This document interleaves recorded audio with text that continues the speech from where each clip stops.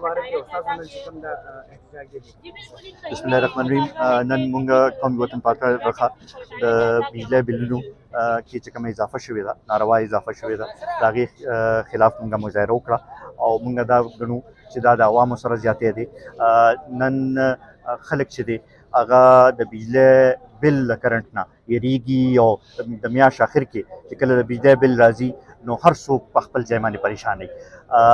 دې کې یو خو د دې جایزه چې واخلئ نو په دې بلونو کې هغه ټیکسونه چولې شوي چې کوم د بجلی نظام سره تعلق نه ساتي. د انکم ټیکس دې سره تعلق نشته، د ټي وي د فیس چې دی هغه دې سره تعلق نشته، ریډیو فیس دې سره تعلق نشته، اډیشنل چارجز دې سره تعلق نشته، د فیول چارجز خو زمونږ صوبې کې چې کوم د اوبو نه بجلی پیدا کوي او د خپل ضرورت نه زیات پیدا کوي نو هغې کې د فیول سر چارجز کم ځای کې نه رال. دا هغه څیزونه دي چې دې طرف ته توجه ورکول ضرورت دی.